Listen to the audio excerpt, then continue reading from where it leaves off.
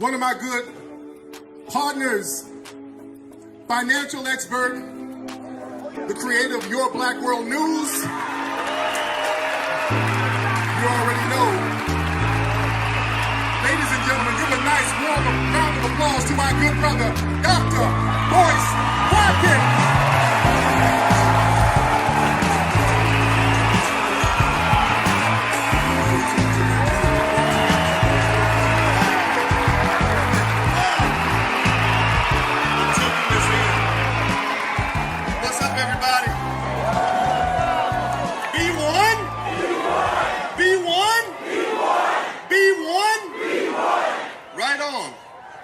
Okay, let's start with the obvious.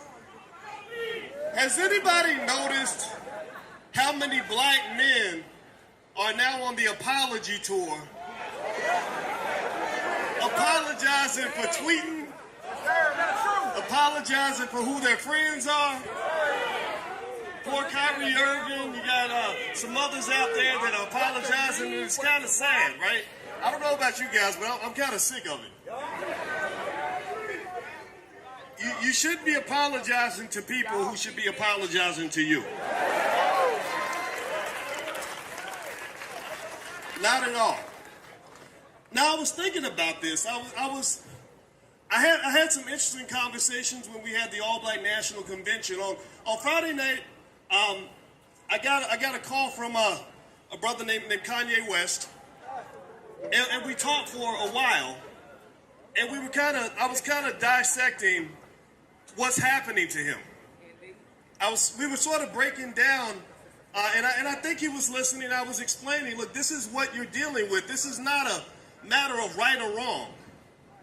When you talk about something like reparations, this ain't a matter of right or wrong. In fact, everybody raise your hand if you know that we deserve reparations. Like, this is not, this ain't calculus. It's not something we have to prove. Dr. Claude Anderson wrote a book called Black Labor, White Wealth that explains why we deserve reparations. So when Ye and I were talking, because his name is Ye now or something, the rappers, they changed their names and stuff. I said, this ain't about like whether you're right or wrong. This ain't about whether those people should be doing what they're doing to you. This is a power game. Yes, it is. And when you play the game of power, right and wrong goes out the window. That's right. True or false goes out the window. The whole pandemic, we had people telling us what was true, when we had other people who said that's false. And they were muted. Because you're playing a game of power. So at the end of the day, just to finish the part about Ye, celebrities are not important, but I want to make this point. I said basically what they're doing is they have put an economic embargo on you. They have declared economic warfare against you. That's right. They're doing to you pretty much what they tried to do to every black man, woman, and child for the last 400 years. So the same way Kanye or Kyrie or whoever the celebrity is can't do what they want to do because of the economic consequences, a lot of us feel the same thing because we get up and we go to work every day working for people who don't like us very much. This is a common thing. So let's get back to that word power.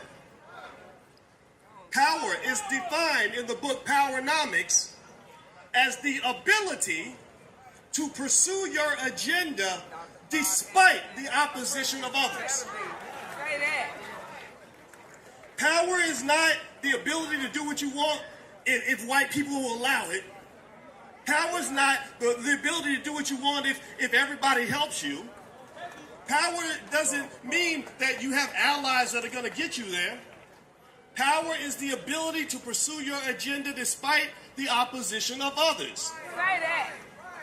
So we are going to run into other groups that are going to attempt to use their power to mute the truth and keep you from getting what you want.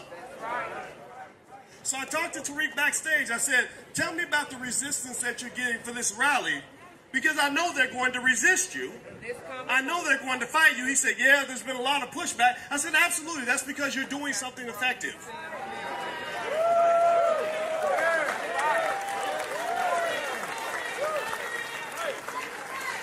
The only black people who get no resistance are the ones who have submitted to the system. Weak-ass men don't get resistance. The punks don't get resistance.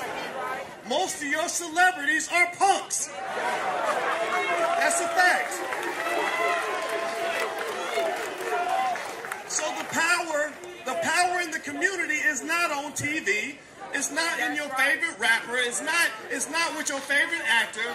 The power is right here in this space. This is where black power lives.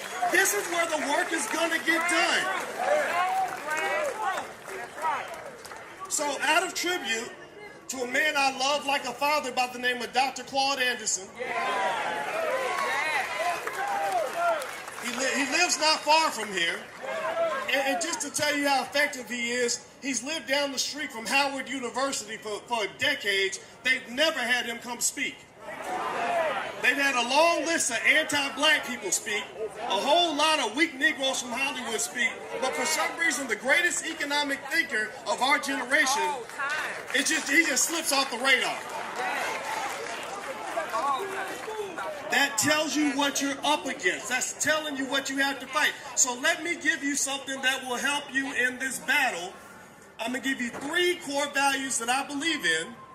This is not a solution that's going to come from the politicians. It's not a solution that's going to come from the celebrities. It's a solution that comes from us and our families. That's right. Black people have to do 3 things. We must educate our own children, because the public school is killing them at an early age. Our public schools are nothing but prisons on training wheels, and they're training our kids to become little white supremacists. Second thing we must do after we educate our own children, we must create our own jobs. A lot of our people cannot be free because you cannot expect to fight a power and beg them for resources at the same time. That's right. The man who feeds my family, I can't look at him and say, I'm the man of this house. He's the man of the house. So we have to create our own jobs so we don't send our kids across town begging for a job from people who hate them. The third thing we must do is we must support black businesses by any means necessary. Black people, you are not poor. You are not broke. Black people have 1.6 trillion in spending power. That exceeds the gross domestic product of Russia, Mexico, Saudi Arabia. We're tied with Canada. How in the hell can you have a spending amount that matches the GDP of Canada and call yourselves poor? So you don't have a lack of resources. You have a lack of planning, a lack of mindset, a lack of focus. Everything that we need, we've already got. So as we move forward with this reparations fight, and we should move forward with intentionality. I am not here to tell you what to do, but whenever a politician calls me, I tell them, if you can't support reparations, then I cannot support you. No reparations, no vote.